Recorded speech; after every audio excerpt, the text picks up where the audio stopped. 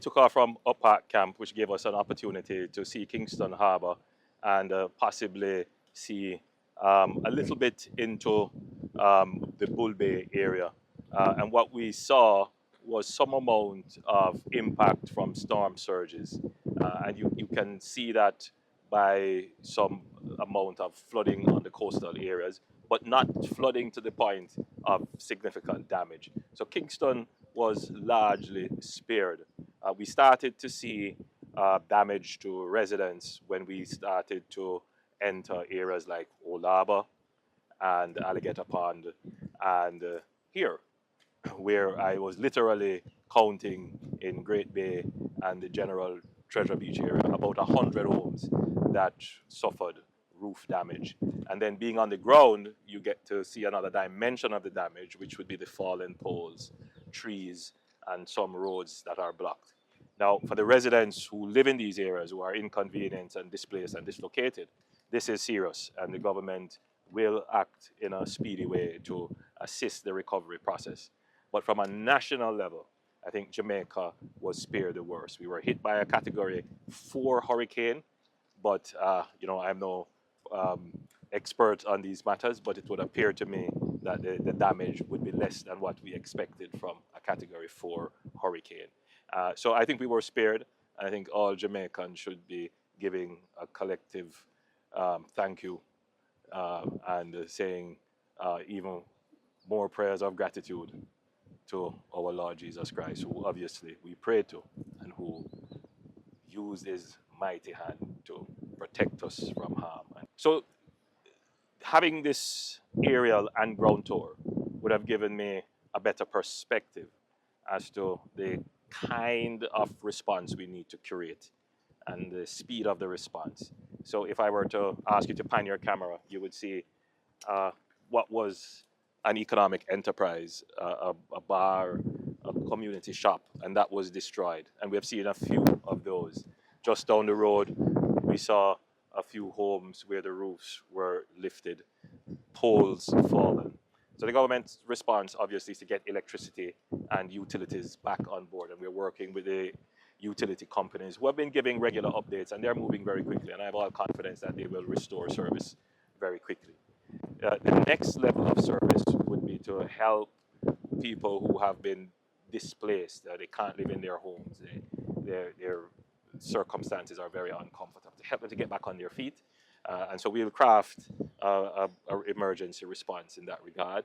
And then, as I said, to assist the economic engine of these communities to return. So it will be a multifaceted and comprehensive response.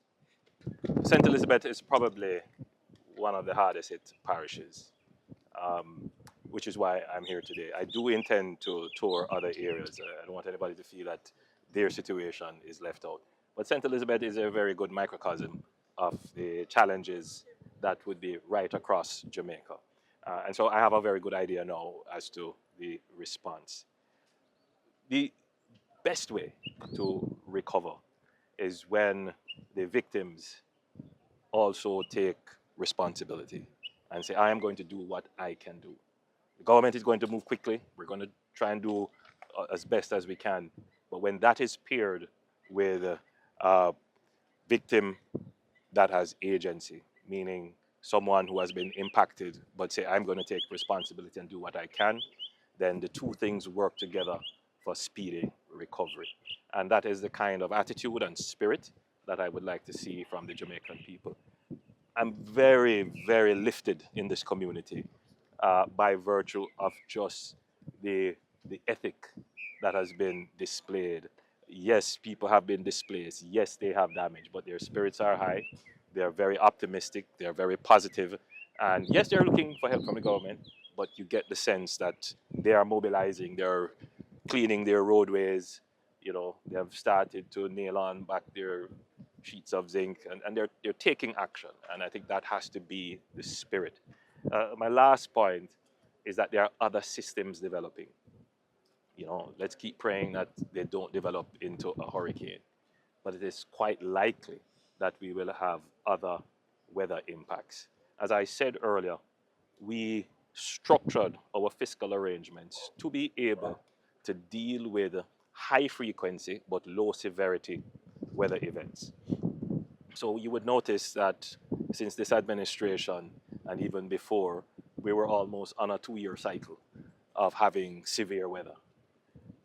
Now, what we're seeing is that the low frequency, meaning these things are a once in 50-year event, they are now happening once in every 10 years, and they have massive impacts.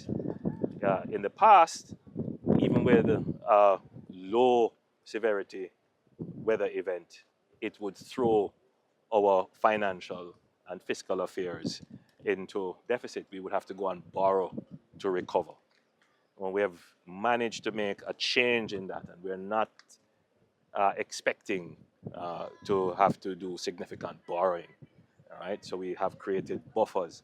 But for the average Jamaican, this is a point that they would dismiss, it's a point that they would devalue, but not recognizing how profoundly different this administration is in managing the affairs of the country, such that when these events happen, as a citizen, you don't have to worry about new taxes having to be put on or new debt being taken on for which you would have to pay for in the future. That's a profound change.